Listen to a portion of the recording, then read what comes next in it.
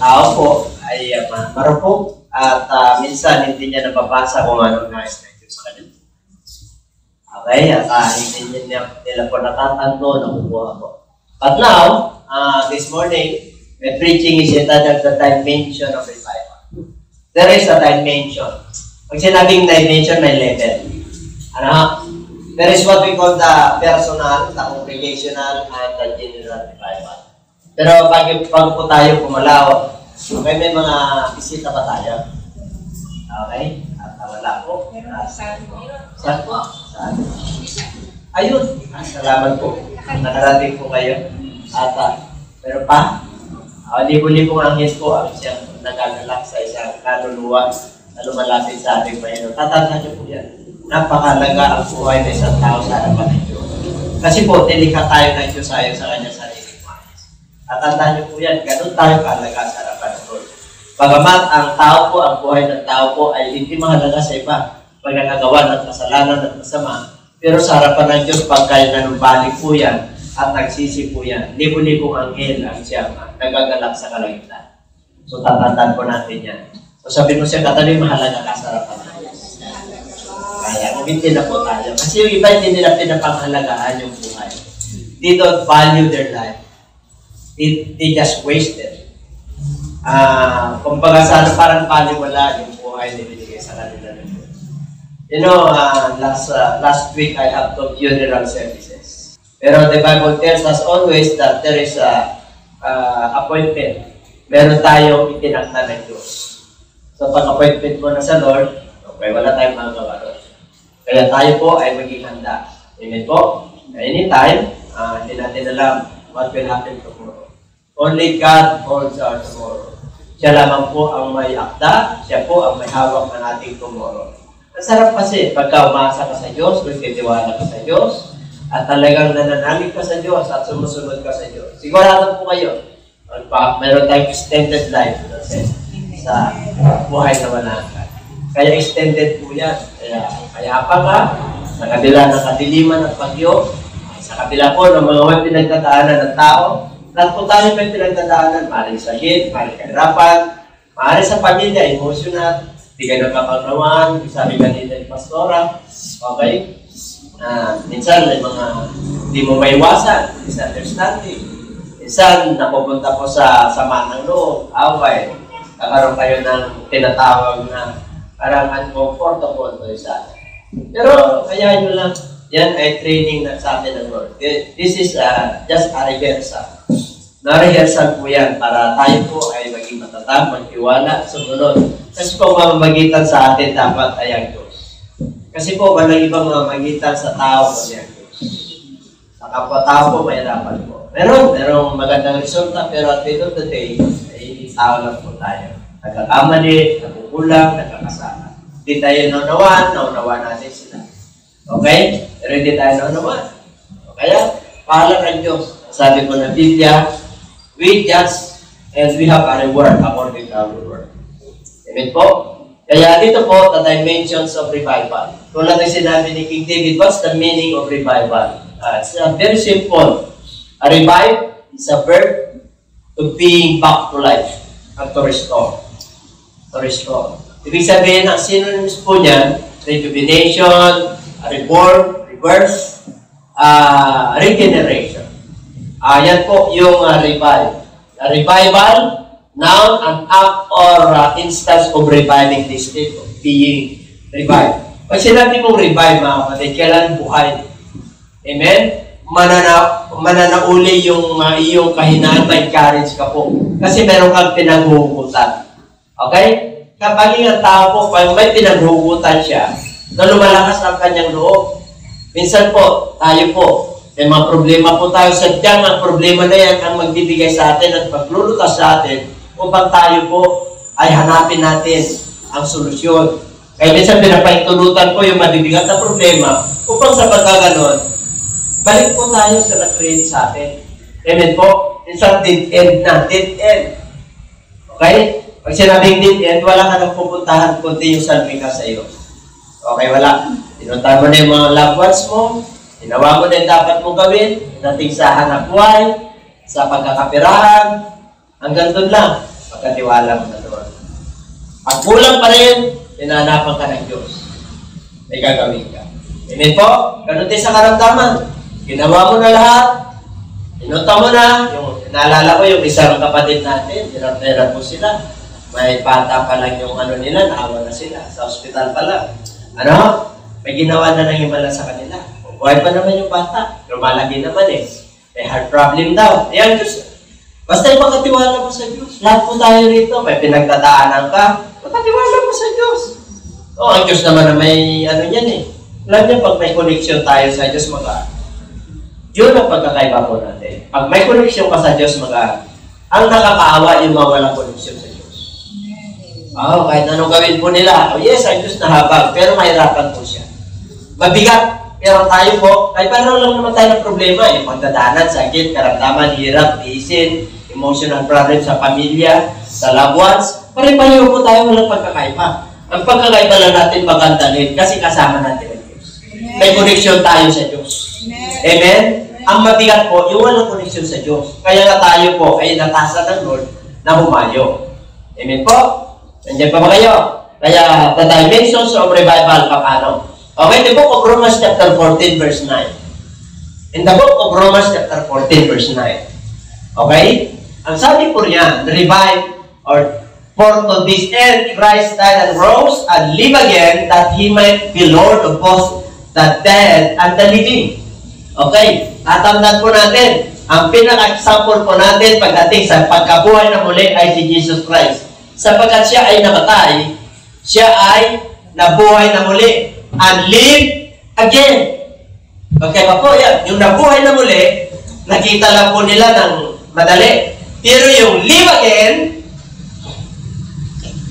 hanggang ngayon, buhay siya sa buhay natin.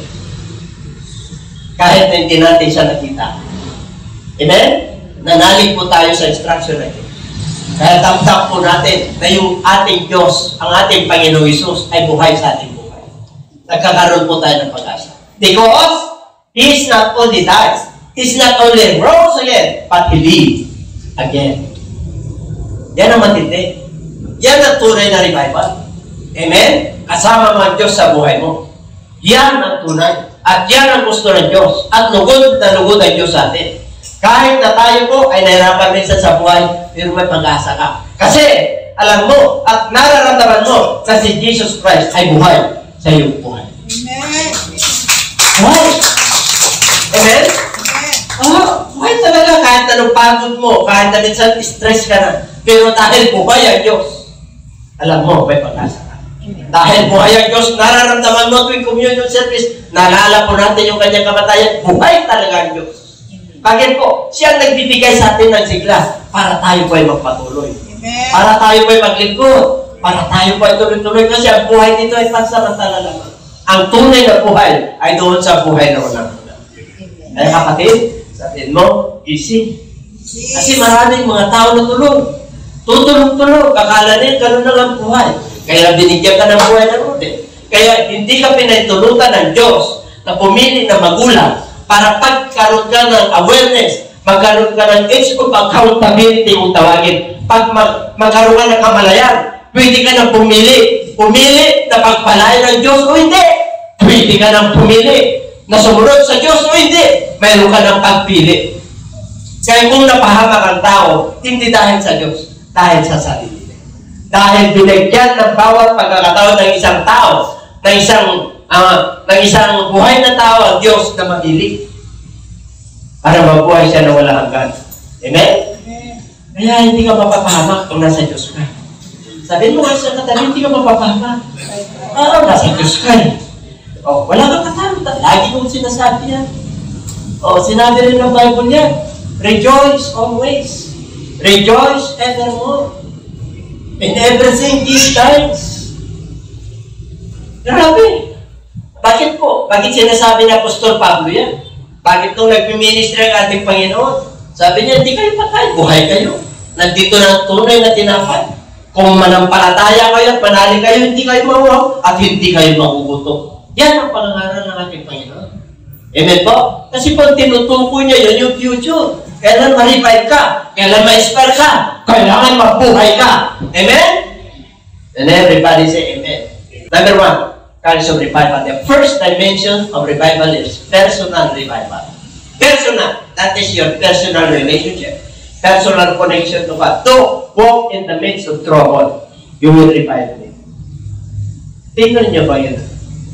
You will stretch out your hand against the wrath of my enemies. Kahit na marami kang foes and enemies, kahit na marami kumukontra sa iyo, and your right hand will save you. Grabe ang ating Diyos pag ikaw may connection sa Kanya. No? Yung Kanyang kapangyarihan. Pag sinabing right hand, it is not only literal. Pag sinabing right hand, that is the power of God. Protektado ka. Kahit na natutulog ka, you have a guardian angel. In the book of Psalms chapter 91, I will charge an angel over. Pag may connection ka sa Lord, kahit saan po, may guarda ka. Parang ang presidential guard, no? Pag there are 5 attributes of God. The righteousness of God, the faithfulness, faithful, you must be faithful, the mercy of God and the love of God, and the matindi na attributes of God is the holiness of God. We are now on the grace dispensation and nasa holiness na po tayo. Righteousness of God, nakakapasa po tayo. Pero sa rapture day, holiness of God. That our body, soul, and spirit will be preserved blameless. 2 Thessalonians chapter 5, verse 23. Tatlo po yan na nakapreserve. Our body, our soul, and our spirit should be preserved blameless up to the coming of God. Matindi po yun. Kaya tayo mananampalataya, talagang habang sumusunod po tayo, nagiging holy tayo. Because that is the pinaka-highest na attributes ng ating Panginoon. Ang kukunin niya yung mabanal. Kukunin niya yung walang papintasan. Ang kukunin niya yung walang wrinkle, walang kulubog, walang mancha. Wait, President and viewers, how is your spiritual life?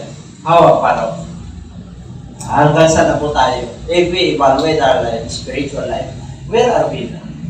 It depends on the measurement of your faith. It depends on how you serve God. If you serve God with all your heart, then God knows. Alam ng Diyos. Amen? Alam ng Diyos kung ano pinagagawa natin. 24/7, the eyes of God is on the righteous. Sa Kanyang mga anak. Kaya wala tayong may tatago. Yung mga hindi righteous, ayan lang sila. O they were illegitimate child of God. Ang legitimate child of God, yung mga may connection sa Kanya. Those are born of women, those are born again, and those are born of God. That is the criteria of God. Yung iba, hindi born of women lang. Ayaw nila ng born again. Nakapasa ka na, born again ka na, di ba? Ngayon, you must be born of God. Kaya lang magpapatuloy ka at hindi ka magpapatuloy sa pagkakasa. Alam pa natin ang ating Panginoon. That is the first dimension. Si Samson, in the book of Judges chapter 15, verse 19, kita niya si Samson. So God split the hollow place that is in Lehi.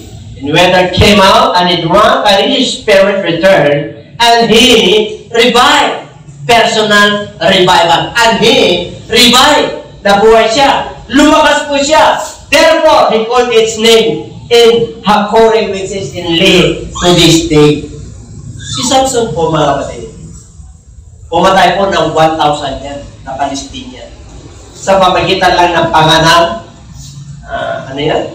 Panganang, tahalo of, doon siya, pagkitingin niya yung verse 19 ng 15-19 para malala ko. Pagkitagalog, yung panganang asno. Siyempre po, napatay niya.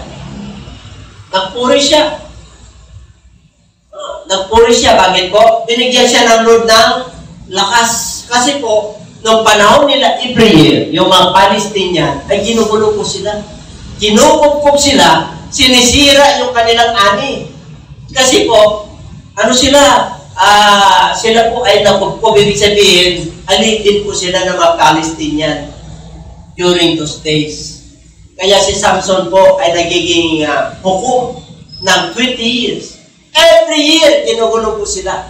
Kaya nung nangyari, nung ginugulo po sila, binigyan siya ng lakas ng ating Panginoon at nakakita siya ng panga ng asno. At yun ang pinapukol niya sa kanila. Pinapatay. 1,000 Palestinian soldiers patay. Hindi sa espada, hindi sa baril, hindi sa granada, hindi sa pagsabog, kundi sa pamagitan lang ng panga ng asno at nagpuri siya. Sa pamagitan ng panga, nung siya po ay napagod na, siyempre nauhaw. Biro mo naman 1,000 yung papatayin mo. Ang tindi nun. Lahat yung mga espada yun. Pero wala siya. Ang pinampukol niya lang yung panga. Yung puto ng asno. O ngayon nauhaw siya. Nung nauhaw siya, ano nangyari? Binigyan siya ng tubig ng ating Panginoon ng bukal.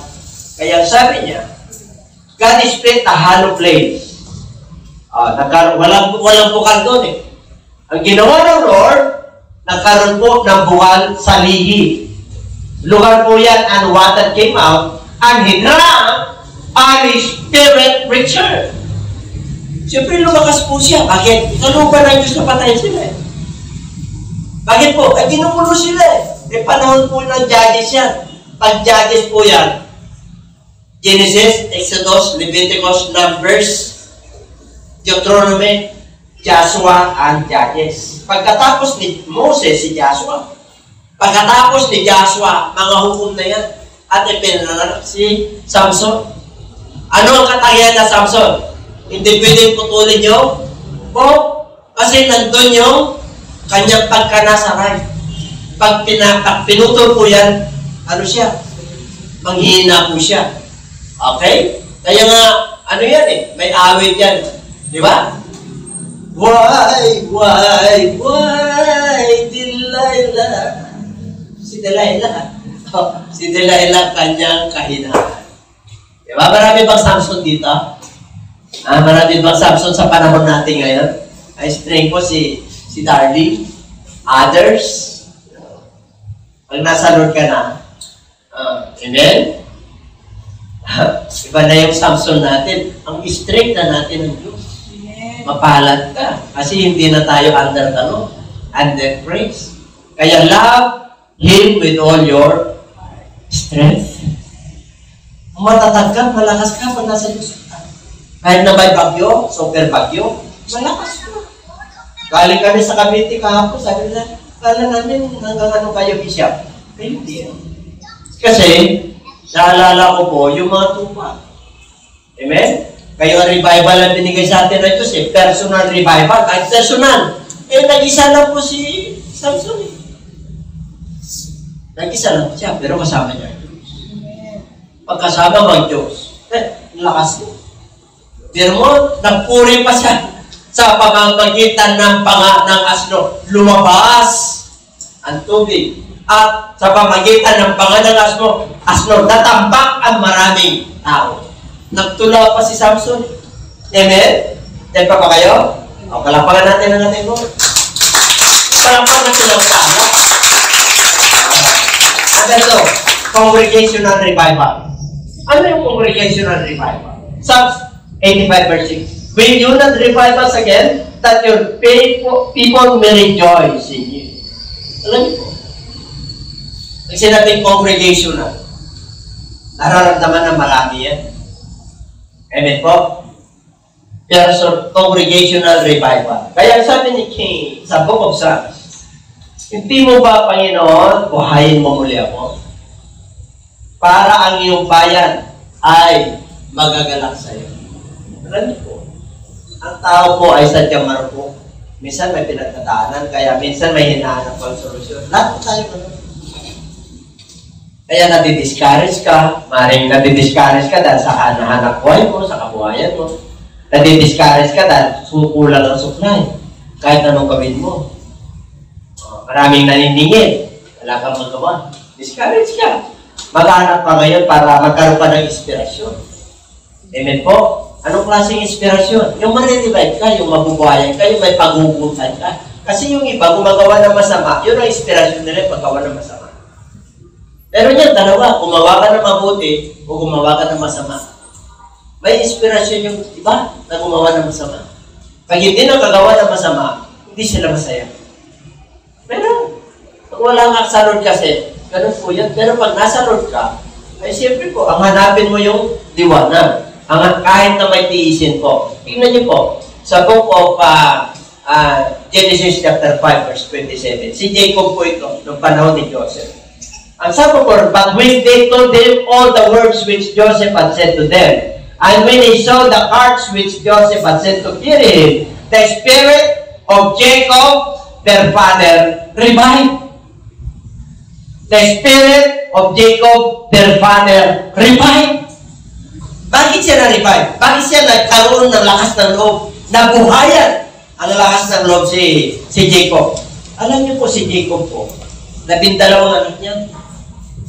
Amen po? May twins po yan. Sino? Si Joseph at saka si Esau. Yan ang anak niya. Di ba? Dinaya si Jacob. Bakit po? Ang panganay po ay Sino? Sino panganay? Si Esau. Kaya nga nasa kanya yung birthright eh. Nasa kanya yung karapatan pagdating sa mana, pagdating sa pamilya. Eh kaso po, ang pangako ay nasa kay Jacob. Pag sinabing pangako ay nasa kay Jacob, nakatala yan. Kung anong gusto ng Diyos, kahit na ayaw mo. Amen po? Ngayon, ang nangyari po, samantalang, siyempre po, favorite po ni Jacob favorite po ni Jacob si Joseph. Kasi yung kanyang damit, talagang tinatahiyan, tinibinhan, talagang favorite niya talaga. Kaya yung labing-isa na Egypt eh. Kaya bininta po siya sa Egypt eh. Amen po? Kasi po, laging nananaginip si Joseph. Joseph, na-dreamer nga yan eh. Okay? Kaya nung tumanda na po si Jacob, nasa Kanaan po sila. Nagkaroon ng tagtuyot sa buong mundo. Buong mundo po yun. Hindi lang sa nasa Bible po yan. Buong mundo, nagkaroon ng tagtuyot. Palibasa, si Joseph po ay may plano ang Diyos sa kanya. Ipininta siya sa mga Egyptian. Napunta siya sa bahay ni Potiphar. Diba? Nakulong po siya. Bakit po? Siyempre, Potiphar may katungkulan yun eh. Kaya pinakulong po siya. Dahil sa salang pang-rape. Diba? Hindi naman tukso kasi po, yung garments ng asawa ni Potiphar, siyempre ginawa na siya ng issue. Kaya nang pagdating sa kulungan, naginip uli. Dalawa kasi kululong ng King Pero. Yung baker niya, tsaka yung taga-timpla ng wine. Ngayon sabi niya, sabi nyo lang dalawa, naginip kami ganito. In other word, okay, mangyari, 3 araw. Ikaw, pipitayin, yung isa ay buhayin. Sino yung nabuhay? Yung taga-timpla ng alak. Okay? Ngayon, mga kapatid, diba ba kayo? Pinanaginip yung hari. Ano panaginip ng hari? 7 baka. 7 baka mataba. 7 baka. Kaya, ang naghanap ko yun ng interpreter. Lahat ng mga wise sa Egypt. Lahat. Walang nakita, pati magician, lahat. Naalala ngayon ng binuhay. Meron ka na kung kami kasama. Kaya nabuhay ako ngayong hari. Yung taga-timpla ng nagsabi sa kanya. Ilabas! Ilabas. Ito, ganito. Ganon. Ang Diyos lang ang makapag-interpret yan. Pero sabi niya, yung 7 bakang matataba, na nakita mo yung kinain yung paya, abay, 7 taon na sakana ka. 7 taon. At yung 7 taon, nako, magkakaroon ng tagtuyot. Kaya anong sabi ng hari, ikaw dahil yan ay tama, ikaw na ngayon ang pangalawa. Ibig sabihin, gobernador po siya ngayon. Amen po, doon na po lumaki si Joseph. Ang akala ni Jacob, patay na siya. Patay na. Bakit po? Pumunta sila sa Egypt para bumili ng mga makakain. Ang nangyari po rito, okay, nagpakilala na si Joseph na kapatid niya sila. Kaya, binigyan ni Joseph ng cards para lalagyan kay Jacob. Kasi matanda na po siya. Saan namatay si Jacob? Sa Egypt. Doon na siya namatay. Amen po. At matagal po sila roon hanggang dumating po yung panahon na dumami ang mga anak ng Diyos. Dumating po yung panahon ng pagka-panganak kay Moses. And everybody say amen. Kaya namatay po. Kaya sabi ni Joseph, yung puto ko, kahit nasaan kayo, babalik kayo sa pangako ng Diyos, dadalhin nyo yung puto ko. Dala-dala nila.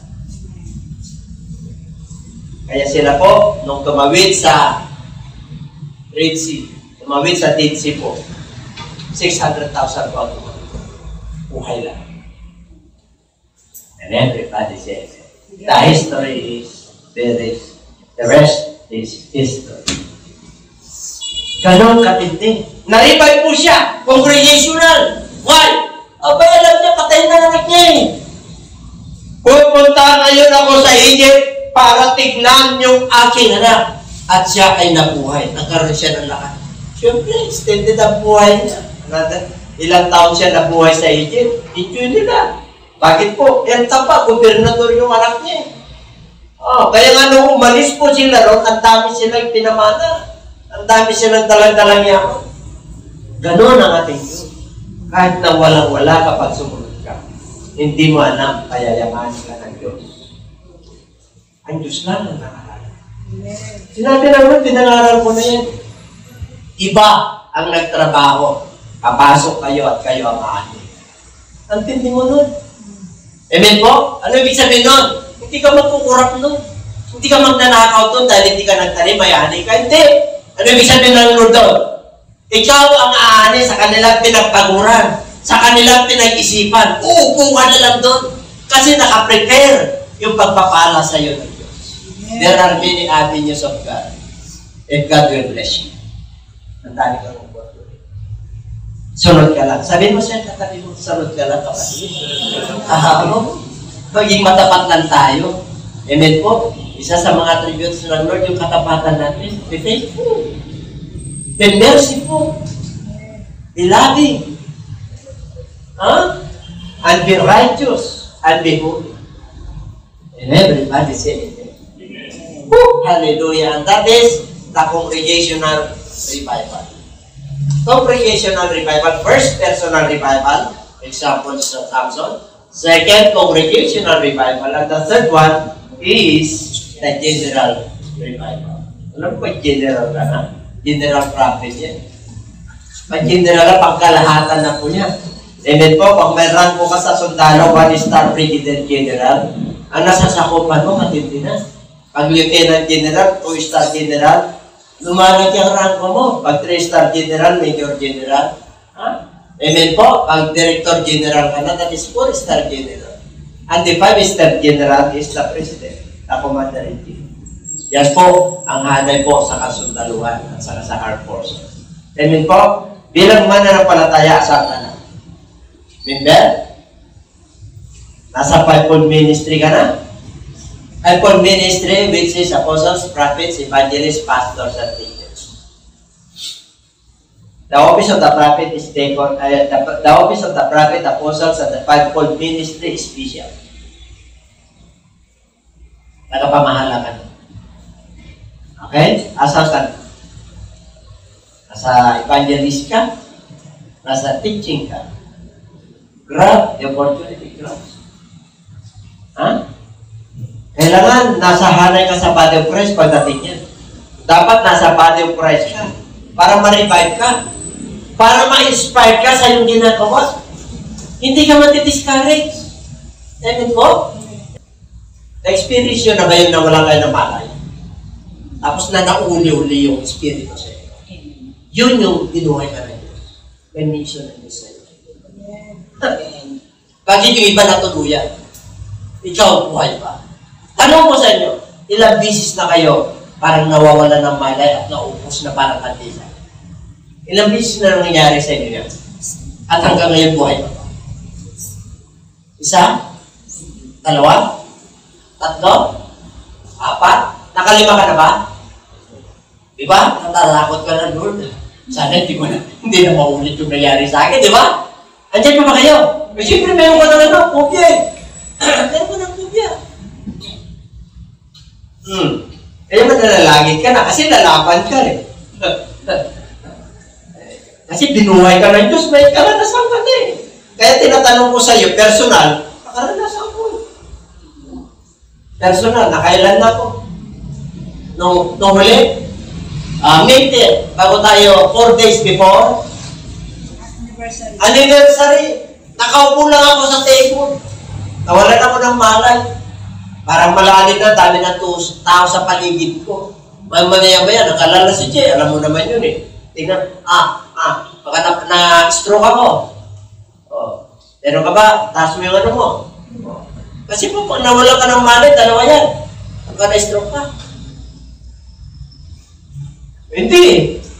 Nagawalan ako ng malay. Bakit po? Nabigla ako sa pagtayo eh. Pag nabigla ka sa pagtayo, may tawag dun eh.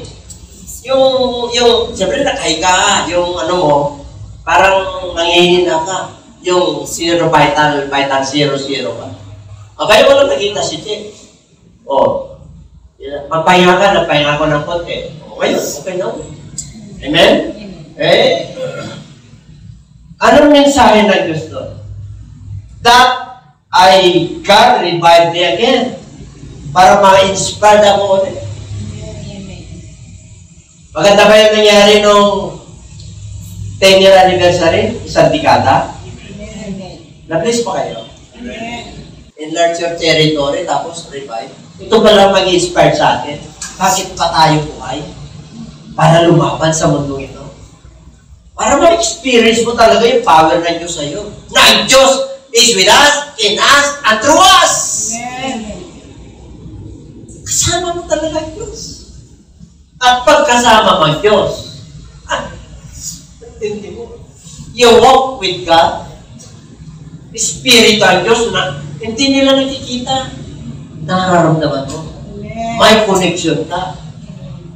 Panahon ng bagyo, nakangiti ka. Kasama mo ang Diyos. Siya nagbibigay ng karunungan, katalinuhan kung paano mo ayusin. Simple lang ang buhay mo, nakangiti ka lang. You just close your eyes and see the goodness spiritually. You imagine the goodness of God. Anong ginawa ng Diyos sa iyo? And you just lift up your heads towards heaven. Mawawala lahat ang problema. At kabigasan. Okay? With long life, I will satisfy. And I will show you my salvation.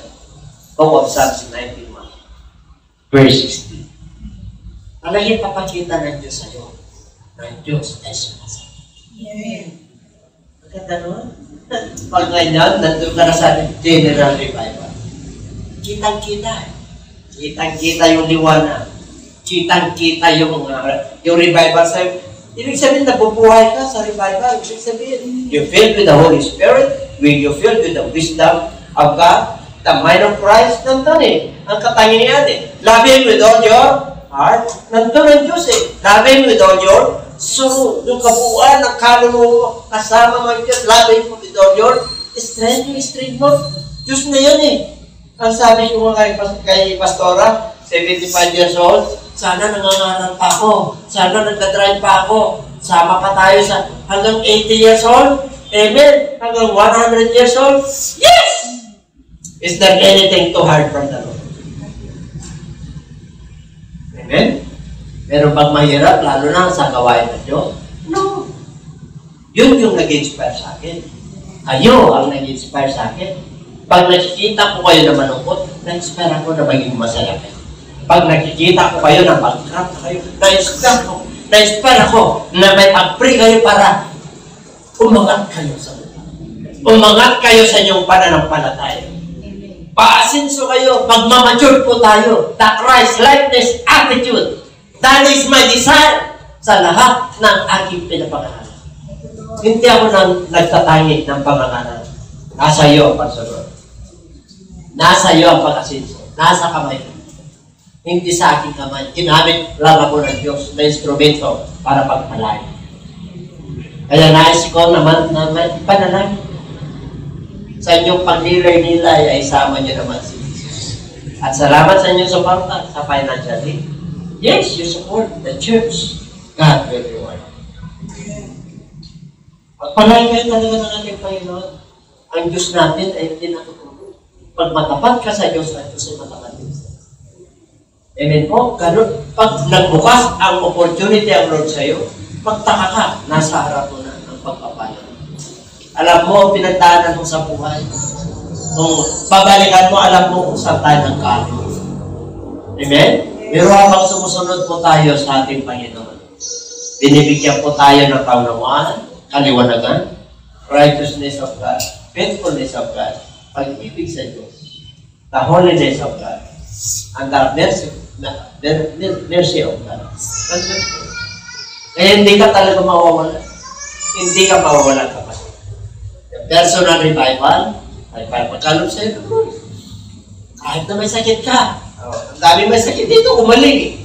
Mga anak nyo, gumaling. Ano tayo mga kapatid na hindi nakakatulog? Nakakatulog na. Amen po. Sino na hindi nakakatulog pa? At pray ko kayo makakatulog. Sabi nyo lang sa Lord, isingin mo ako, baka matulog yan. Di ba? Ay. Alam niyo, pagka saan nagaling ang pagtulog? Sa Diyos. Sinabi po yan. Ang pagtulog ang nagbibigay ang Diyos. Bakit yung iba din nakakatulog? Hindi sa Diyos yan. Hindi sa Diyos yan pag hindi ka nakakatulog. Kasi magkakaroon ka ng panic lock, magkakaroon ka ng disorder. Yung time ng pagtulog, yung time ng pagkain, pag nagkaroon ka ng body disorder, kakaroon ka ng problema. Amen po. Kaya salamat ka sa Panginoon, nabalance si Sister Veronica eh. Amen po. Balance. Pag ang Bible na nag-instruction para maging payapa ka, para maging balance ka, para maging matalino ka. Amen? Para hindi ilaw ka talaga. Mararamdaman nila yung alat at alab ng paglilingkod mo. Nakikita nila eh. Hindi naman tayo perfecto. Hindi naman. May mga kakulangan tayo. Kami ni Pastora, meron din. Kaya lang, siyempre po, kahit na paano nakakasunod, di po ba? Nakakasunod ba tayo? Taas ang kamay yung mga nakakasunod. Bakit? Totoo naman eh. Totoo naman eh. Bakit mo naman ikahiya sa Lord yan? Okay. Ano pa? Ito ba matindi? Oh Lord, I have heard your speech and was afraid. Oh Lord, revive your work in the midst of the years, in the midst of the years. Make it known in wrath. Remember mercy. Ano ibig sabihin ni Habakuk? Panginoong Diyos, narinig ko ang iyong instruction, ang iyong salita. Ako yung natakot. Ngayon, Panginoon, buhayin mo naman. Ano yung bubuhayin? Ang iyong gawa in the midst of the years. Kailangan yung gawa ng Diyos makita sa atin. Amen? Na ang Diyos ay kasama natin. Na nagpapatotoo tayo na ang Diyos, yung mga gawa ng Diyos, ang instruction ng Diyos, pag sinunod mo yan, papagpalain ka talaga. Kagaling ka talaga. Malulungkot ka man pansamantala lang. Bangon ka ulit. Kasi, binubuhay ka ng Lord. Binibigyan ka ng inspirasyon ng Lord. Sino ang nagbibigay at ginagamit ng Lord para ma-inspire ka? So, yung Holy Spirit, yung kanyang salita, yung man of God, yung fivefold ministry, the apostles, the prophets, the teachers, the evangelists, and the pastors. And the bishop. Yan ang nagbibigay. At yung mga kapatiran na nagbibigay para sa iyo. Kaya wala kang katalo-talo. Amen? Kaya pag malungkot ka, asay mga kapatid, talo ka. Amen? Sumakit lang yung kalakang mo, malungkot ka na. Ang daming ang kuba yan. Nakuba na, naka-scoliosis na, nagre-rejoice pa. Di ba ba kayo? Nagkaroon ka lang ng sakit sa kunting pitik lang yung puso mo, nagpatsi ka pa. Ito yung iinumin mo. Nag-alala ka na. Ay, grabe na itong puso na to. Alam, ayaw ko na magalit. Tama naman eh. Kailan para maging matibay ka, magalit ka. Para testing ng Lord kung matibay na yung puso mo. Kaya huwag mong alagaan yun. Yung iba yung nalagaan eh. Magalit ka. Eh paano kung mayroong bigla na ako hindi na-train yung puso mo. Hindi na-collapse ka. Alam mo yung mga kapatid, ay ko sa Diyos. Ay pinagkatiwala mo yung buhay mo sa Diyos, siya rin nagpapay-ari. Yung mga alagaan nyo, sakit mo. Yung iba yung nalagaan eh. Ano sabi ng Lord? Ask me not. Sa 1 Peter chapter 5, casting all your cares upon Him. He cares for you. Lahat ng kabigatan mo, lahat ng problema yan sa sakit, sa pera, sa mahal sa buhay, sa kapitbahay, sa pagwala ng maintenance sa iyong bahay, wala ka ng pakialam doon. Panginoon, tulungan mo ba ako? Tulong! Tapos trabahuhin mo na. Tingnan mo, mabuhay ka ng mayaman. Sarap kaya ng gano'n. Amen po, pagdating mo rito, magpuri ka. Ay, hallelujah, praise the Lord. Makakaligdan naman ako ng mensahe ng Diyos. Pag uwi ko, mayroon na naman akong pao. Hindi, pag uwi, parang walang narinig. Dapat mayroong na-retain. Meron yan eh. Kaya nga tayo bumabalik eh. Kaya nga tayo nagpapatuloy eh. Diba sa malaga, yung puso mo nasa Kanya? Amen. O yung isip mo nasa Kanya. Yung salita niya, yung salita ng Diyos sa puso mo, nasa isip mo. Sinusunod mo. Eh, talino mo naman. May instruction na, di mo naman sinusunod. Ang galing mo. O, di ba tayo mga galing? O, asan ka pa? O, di sumunod ka naman. Di ka naman natapos, pero sumusunod ka. Iba yun. Amen? Di ka magkakaroon fluent pagpasa, pero sumusunod ka. Iba yun. Ay, Diyos ang magbibigay siya ng matalino. Naalala ko, may mga kapatid po tayong tama lang. Pero, naging smart po sila dahil sumunod sila sa ito. Yung positioning sa matrabaho, ang Diyos din ang magbibigay. Yung anak nyo, ang Diyos din ang magbibigay. Pag pinag-pray mo yun, siya naman ang may-ari na. Sinabi ko sa inyo lagi, siya naman ang may-ari ng beauty. Wala tayong magagawin, kundi, tingnan nyo, sumunod.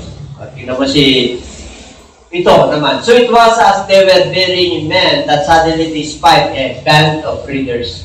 And they put the men in the tomb of Elijah. And when the man was laid down and touched the bones of Elijah, he revived and he stood on his feet. Ito matindi. Kilala niyo si Elijah? Yan po yung nung sinabi ng mga bata, albo! Dumating yung usap, pinagkakain yung mga bata. Ito yung propeta na okay, propeta na Diyos yan. Ito yung double portion of anointing ni Elijah. Si Elijah sa kasi Elisha magkaiba po. Si Elijah yan si Elias. Si Elisha yan si Eliseo. Okay? Yan po ang dakilang propeta dyan, o panahon po nila. Kasi ang narapyo na kachariot sa si Elijah. Ang follower niya yan ay si Elisha. Didikit ako sa iyo hanggat hindi kita makikita talagang. Ano ang hinihiling mo, Elisha? Sabi ni Elijah, a double portion of your anointing ay mabigat yan. Mabigat yan. Hindi, dito lang ako. Diyan ka lang. Ay, hindi, didikit ako sa iyo. Hindi pwede ka na makita kita na ma-rapture. Kasi yung sabi ng Lord sa iyo. Di ba? Ang bigat nun. Diyan ka lang. So, yung propeta rin, diyan ka lang. Hindi, double portion eh. Kaya sabi ni Elijah sa kanya, double portion ang gusto mo. O sige, tignan mo ako Huwag kang kukurap kung anong mangyari sa akin. Nakadikit. Kahit na pumunta sila sa malayo, nakadikit. Diyan ka na. Ay, hindi. Didikit ako sa iyo. O, sino ba nakakita kay Elijah na narapyo? Di ba si Elijah? Alam nyo, nung nawala si Elijah, mayroong mga nagpuputol doon na mga kahoy. May nagpuputol. Inahanap nila yung pagputol. Anong ginawa ni Elisha? Sige. Lumitaw yung palakol. Yun yung testing. Lumitaw yung panahon. Sa tubig, galing sa tubig. Ang dami siyang himala. Ngayon, nung namatay si Elisha, namatay siya sa sakit. Nung namatay siya, kasi kinukubkub po sila rito ng mga kaaway. Nung inililibing nila yung Israel, yung mga anak ng Diyos, lalaki, nililibing po siya, nandiyan na yung mga kaaway, pinalibutan na sila. Anong ginawa nila? Natakot po sila. Ang ginawa nila, yung bangkay, nilagay doon sa puntod ni Elisha. Nung nandun sa puntod ni Elisha, yung patay, yung kanyang buto ni Elisha. Nung nagkadikit, he revived and restored the spirit. Patay na yan si Elisha. Pero nadikit lang yung bangkay sa kanya, nabuhay. Sa buto nila, nabuhay eh. Tiro mo yung bangkay. Ano na yung bangkay? Nabuhay, tumayo. Talagay mo ano nangyari sa mga tao. Grabe. Alam nyo, sa panahon natin ngayon, hindi na yung talagang buhay. Ang sa atin yung pagbabago ng buhay. Ang pag-uugutan mo ngayon, dati, yung old nature mo, ganito ba? Ikaw lang nakakalam. Pero nung narinig mo yung salita ng Diyos, yun yung bumuhay sa'yo. Amen? Amen. Nasa Christ dispensation na tayo, we are Gentiles, hindi na physical. Nasa congregation na tayo, nasa general. Pag sinabing general revival, pangkalahatan. And when the day of Pentecost was fully come, they were all in one accord in one place. And suddenly, there came a sound from heaven, as of a rushing mighty wind. And it filled all the house where they were sitting. Yung cloven tongues ng Holy Spirit dumako sa 120 disciples. Nagpasimula sila mag-speak in tongues. 3,000 ang nagkaroon ng kapistahan eh. Kasi po, sa Israel, every year may day of Pentecost. Meron silang kapistahan doon. Amen? Kaya nung nagkaroon ng kapistahan, napuspos ng Holy Spirit yung mga lagan ni Kristo. Nagpasimulang mamangha yung mga tao. Siyempre, yung mga Hudyo galing-galing sa maraming dialect din yan. May Bisaya, may Ilocano, may Pugaw, sa Pilipinas ka, may Pangasinan. Nagkatipon po sila sa kapistahan sa templo ng Jerusalem. Diba? May nag-speak in tongues doon. Ay, apay, nyati ko naman tayo, dayawon ti Diyos. Naintindihan nila eh. Iba-iba sila. Bisaya naman. Tapos, Tagalog naman. Kumbaga sa ano, nakakaintindihan, nagpupuri sila sa Diyos. Kaya nagkaisa po. Kaya magkaisa na tayo. Kung ano pinapasabi ng Lord na enlarge your territory, you want blessing? You reap what they labor. Aanay ka sa hindi mo wala ka naman tinanim. Pero sabi ng Lord, Yoko, pag ang Diyos ang nag-send sa'yo, sumunod ka. Ano ibig sabihin? Yung hindi mo pinagpagura, wari, meron kang profesyon. Mayroon yung gusto yung position na yun. Mayroong gusto, tagal, ang daming nag-desire. Pero nandun ka na matapat sa ating Panginoon. Ikaw ang nalagay doon.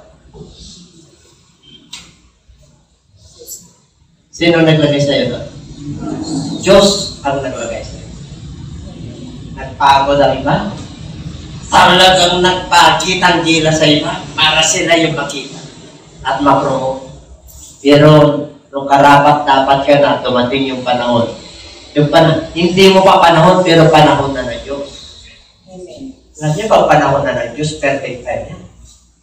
Walang makakapula sa mga pagpapala ng ating sa'yo. Whether in knowledge, whether in wisdom, fruit of the Holy Spirit, love, joy, peace, temperance, long-suffering, self-meekness. Hallelujah. Praise God. Ang King, grabe. Sabi ka? Kasi anak ka na. Tagapagmana. Ang tagapagmana na tinutukoy dito, hindi sinasabi na doon yung bahay mo dinaba. Dito. Yes, nagsasuffer ka, binabaha ngayon. Pero, pag na-revive ka, ili-level up ka na doon. Pinagpala ka na ka ng Diyos. Amen. Habang ikaw ay sumusunod. Amen. Nasa 1/4 pa lang yan.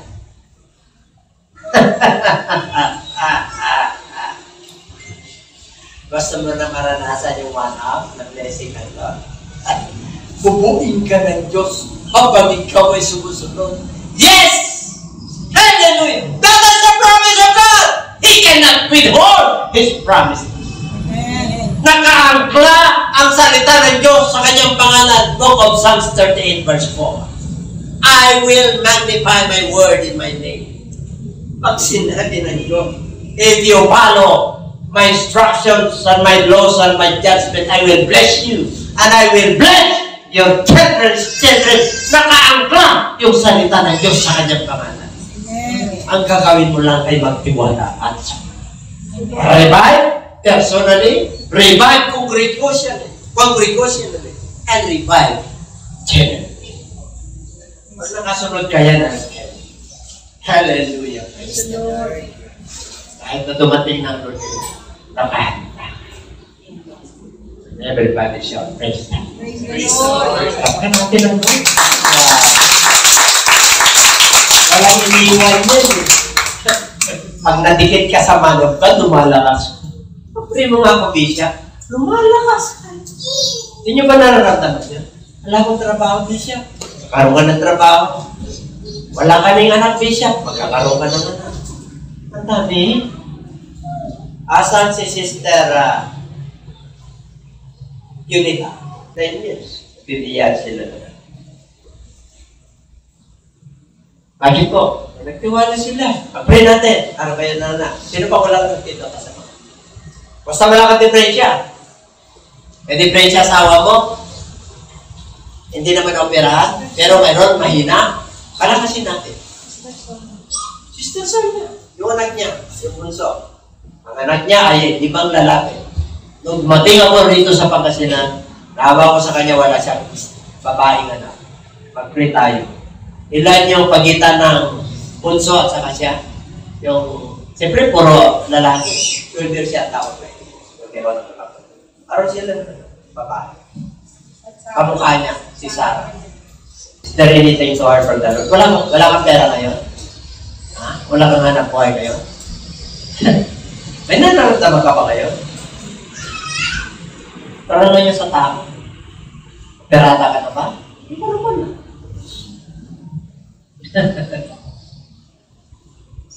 Amen? Yung apo ko si Carl, nung nandito yan, 1,000 yung salamin. Pag hindi niya sinuot yun, auto. Hindi ka niya kilala. Pero ngayon, no? Nagkarang na. Palapagan natin ang ating pag-ibig.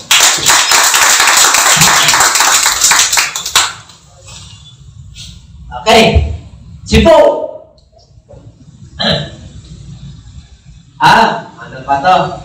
Si ano to? Okay, si Elijah naman ito. Revive of the soul. And he stretched himself out at the child 3 times and cried out to the Lord and said, "Oh Lord, my God, I pray let this child's soul come back to him." Alam niyo po si Elijah po. Dumadaan po yan. Paano yan? Paano? Pero pag dumadaan yan, binibigyan siya ng tutuluyan. Table, light, kompleto, ballpen, lahat. Sabi, walang anak yan. Pero nagkaroon ng anak. Nung tumuloy yun ay sabi niya, bakit nagalit ka ba sa akin? Bakit namatay yung anak ko? Namatay yung anak niya, binigay na niya. Di ba? Pinag-pray niya, binigay siya ng anak. Tapos nung bumalik siya, namatay yung anak. Kaya sabi nung nanay, Anistrada, pag namatay. Ito ba yung parusa mo sa akin? Siyempre, nagpapatuloy ako sa iyo, propesa ka ng Diyos. Binigyan niya ako ng anak, namatay naman. Ang sabi ni, akin na yung anak mo. Dinala niya sa kwarto niya.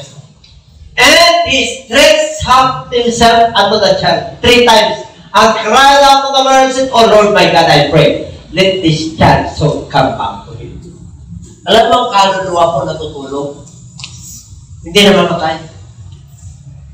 Di ba pag wala kang malay, yung soul mo natutulog lang, nagkaroon ka ng malay. Nung balik yung spirit mo, yung soul mo, kaya buhay ka. Ganito ang nangyari. Patay na po yan. Patay na po yan. Ang ginawa ni propeta Elijah, niyakap niya yung bata. Niyakap niya yung bata. 3 times. Humingi siya sa Lord ng buhay. Nagulit ba? Personally. Pero lang akong patuto sa inyo. Sa glory ko. Sa Lord ng kalwalan. Sige. Kung siya po ay nag-medicine, siyempre, ano po yun, stress ako. Nagkaroon din siya sa akin, nagkagaya sa akin, yung herpes zoster. Umina yung immune system na niya. Tinigyan siya ng antibiotics. Nasa baba po kami. Wala na siya. Lumuluha na lang. Violet na siya. Ginawa ko, inakap ko siya. Inakap ko siya. Panginoon Diyos, may mission ka po. Buhayin siya. Nabuhay. Dinangarin po namin sarili ko. Bigat niya, laking tao. Kaya, ganito si Martin, siya kasi na Andrew yata, tulungan. Pagdating namin doon sa emergency, kapasya na, "Oh, dito ka, Che." Nagsasalita na po siya. Hanggang kalapay. Ang Diyos natin buhay talaga. Amen? Pag-iba-iba ka lang. Ganun lang yan. Sa iba kasi pag pamilya mo Sa ibang tao, malakas ang loob mo Pero sa pamilya mo, iba. Pero, target, mapa sa aking pamilya, mapa sa iba. Walang pagkakaiba. Dahil ang Diyos natin ay tayo. Pinalakas na ang Lord ang aking kalooban. At salamat sa Diyos. Pagkalwa natin.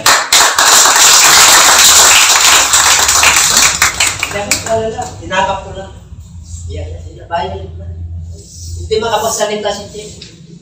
Wala. Naka-ulagat na.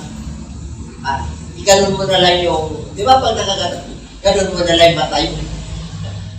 Kasi nandun kami sa baba Yung virus na yon, pagka naano mo, hindi ka uminom ng saglit lang, cardiac arrest. Yun ang nangyari po sa akin noon. Meron na akong herpes zoster din. Sabi ng sentong na doktor, uwi ka na, bilhin mo itong antibiotics na to. 700 pesos yun. Pero, umakyat pa rin. Noong last na 2021, herpes zoster ulit tumama sa akin. Di ba, panahon ng pandemic? Yung ENT namin, sabi niya, uwi ka na. Pastor, bakit? Masusunog yung mukha mo kasi sakit ng ulo ko Nandito naman, umakyat, huwag na sana sa prayer. Sa Diyos lang tayo. Ngayon, nangangaral ako. Bakit? Nirivive ako ng Diyos Sino ba naman ang intimate part? Ilang beses na ako nirivive ako. Ang Lord na may hawak ng buhay. Every tick-tock of the clock, ang Lord na. Yung pinting na naman, puso ko. Sa kanya. Bakit? May pila ng puso ko. Sino ba may hawak ng buhay ko? Samantala ang pananampalataya ko, 100 years pa kami. Bakit po? Parang inspire lang mga aral Kahit saan O kunti na lang magagawa ng Diyos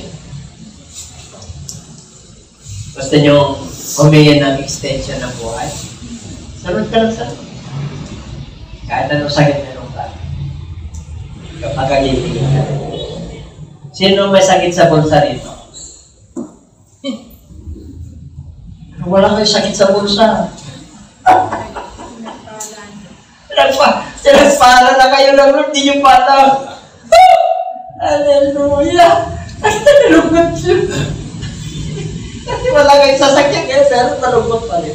Kasi wala kayong bahay kayo, pero nalungkot pa rin. Ano ba talaga? Baka hinanapan ka na ng Lord, nag-finish. Nananakuli yung inspirasyon mo, kaya ka nag-finish mo sa Lord. Kaya mahal mo ang pamilya mo because of your inspiration. Ano inspirasyon mo kayo? Pag nakita ko na pinagpapala kayo, ay, pa-inspired ako. Amen? Pag nakita ko na lumala ko kayo, ay, Lord, thank you. Lumala ko. Pag nakita ko kayo na pino na yung dating rough na ating mga attitude, mga kilos, huy, amen, Lord. Hallelujah, nag-grow siya. That's my inspiration. Nare-revive ko ako, nabubuhayan ko niya ako. Meron tayong mga inasik na magagandang bagay ng Word of God sa atin. At hindi nila papasubalihan. And everybody say amen. At lalago titigan niya. Okay? Tayo po lahat ay tumayo na. Okay? Habang kayo tumatayo, meron pa. Sige pa, tayo na tayo para ma-revive tayo. Meron pa. Si Paul, and he was 3 days without sight, and then neither are nor drunk. Now there was a certain disciple at Damascus, Ananias, unto him the Lord said in a vision, Ananias, and he said, here I am, Lord. Okay, meron pa ba? Si Jesus, for no one has seen God at any time. If we love one another, God abides in us, and His love has been perfected in us. Okay, si Paul. Si Paul ay taga-usig. He has the authority sa government na pag-uusigin na naman. Pero na-encounter niya po. Paul! Si Paul po ay matindi po. Matalino si Paul. He was a lawyer. A law of the land. Lawyer po siya ng law talaga. And law. Magaling siya sa law of God. There are two kinds of law. The law of men and the law of God. Dalawa po si Paul. Magaling po yan si Asa. Ang galing niya. Ang talino ni Paul. Hindi niya kilala si Jesus Christ. Nung parurusahan niya, kasi nagiging witness siya sa pagbato kay Stephen, isa sa mga disciple ng ating Panginoon. Dahil naka-encounter niya. Sino ka ba ka, Panginoon? Akala niya, yung magsalita si Jehovah, yung Diyos ng Old Testament. Ako si Jesus. Pero, diretso siya. Ako si Jesus. Yung pinaglilikuran niya sa Old Testament na Diyos ng mga Israel, siya pala si Jesus. That is the turning point of Paul. Na-revive po siya. Nabuhayan po siya. Nagkaroon siya ng spiritual awareness. Nagkaroon siya ng kamalayan. That is the turning point of his life. Nabulag po siya ng 3 days. Hindi siya kumain ng 3 days. Hindi siya uminom ng 3 days. Merong isang propeta, kay Paul, si Ananias. Ang sabi ng Diyos kay Ananias, darating si Pablo, bautismo. Siya ay pinirang ko, apostoles sa mga Hudyo at apostoles sa mga Hindi. Kung mapapansin niyo si Paul, siya yung apostles ng Jews at apostles ng Hindi.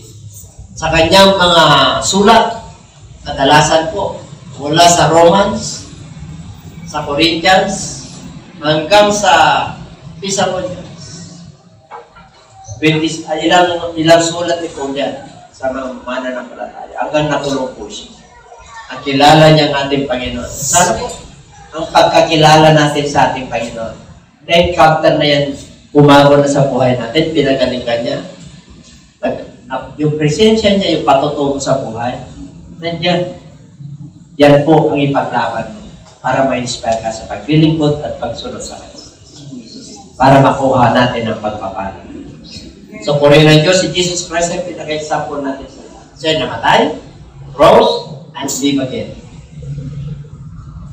Kung gusto mo ng revival, inspirasyon sa iyong buhay, yan ang mga halimbawa sa Bible. Personal life, meron po tayong lahat ang patuloy. So, purihin ng Diyos, tayo po lahat ay aawit.